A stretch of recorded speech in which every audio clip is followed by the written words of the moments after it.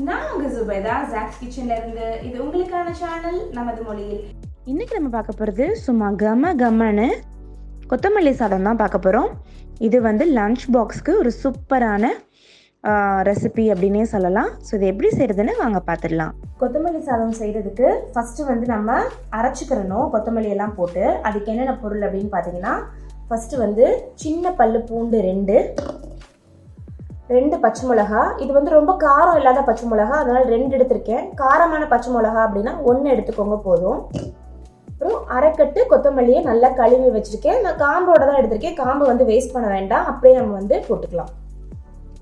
அடுத்ததில் நம்ம வந்து அரை எலுமிச்சம்பழம் போட போகிறோம். இது வந்து கிட்டத்தட்ட 2 டேபிள் ஸ்பூன் அளவுக்கு இருக்கும், பெரிய எலுமிச்சம்பழம். இப்போ இதை நம்ம தண்ணி ஊற்றாமல் 1க்கு 2 அடித்து எடுத்துக்கலாம்.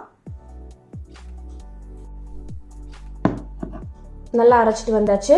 இப்போ நம்ம ஸ்டவ் ஆன் பண்ணிடலாம். இப்போ ஒரு கடாய் வச்சுருக்கேன். கடாய் நல்லா காஞ்சதும் இதில் நம்ம 2 டேபிள் ஸ்பூன் நல்லெண்ணெய் ஊற்றிக்கலாம். இப்போ எண்ணெய் நல்லா காஞ்சதும் இதில் 1 டீஸ்பூன் கடுகு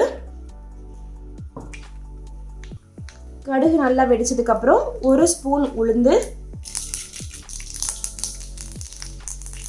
1 ஸ்பூன் கடலைப்பருப்பு, 1 ஸ்பூன் சீரகம்.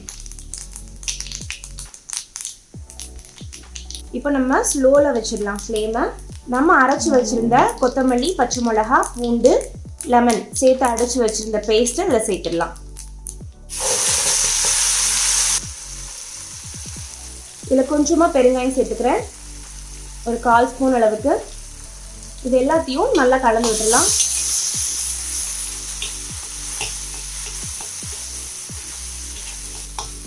இப்போ இதில் நம்ம ஏற்கனவே வேக வச்சு வச்சுருந்த ரைஸ் 1 கப்பு சேர்த்துடலாம்.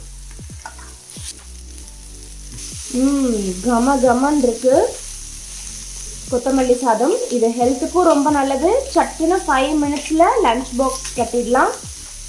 குழந்தைங்களோட லஞ்ச் பாக்ஸாக இருக்கட்டும், இல்லை வந்து ஹஸ்பண்டோட லஞ்ச் பாக்ஸாக இருக்கட்டும், டக்குன்னு ரெடி பண்ணிடலாம். ரொம்பவே எம்மையாகவும் இருக்கும், டேஸ்டியாகவும் இருக்கும், ஹெல்த்தியான ஃபுட்டும் இது. நான் ரைஸ் வேக வைக்கும் போதே கொஞ்சமாக உப்பு சேர்த்துருந்தேன். ஸோ அதனால் இப்போது கொஞ்சமாக உப்பு சேர்த்துக்கிறேன், பாதி உப்பு. Salt to taste.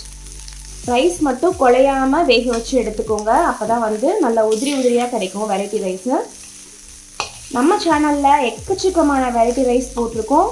ஸோ அதுக்கான எல்லா லிங்க்குமே வந்து டிஸ்கிரிப்ஷன் பாக்ஸில் இருக்குது.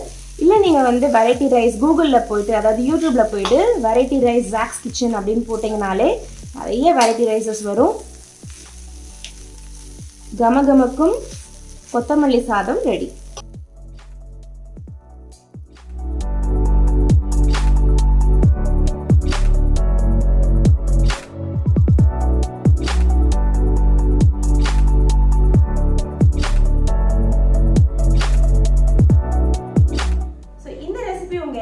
பிடிச்சிருக்கும் அப்படின்னு நினைக்கிறேன். பிடிச்சிருக்கு அப்படின்னா இந்த வீடியோவை மறக்காம லைக் பண்ணிடுங்க.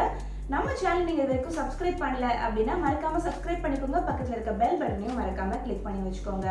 ஸோ நீங்க நம்ம சேனலை பார்த்து செய்கிற புதுசான யூனிக்கான ஐட்டம்ஸ், ரெசிபீஸை வந்து நீங்க இந்த இன்ஸ்டாகிராம், ஃபேஸ்புக், அதுக்கப்புறம் ட்விட்டர்ல வந்து என்னோட ஷேர் பண்ணிக்கலாம். நான் உங்களை வேற ஒரு வீடியோல சந்திக்கிறேன். அது வரைக்கும் பை பாய்.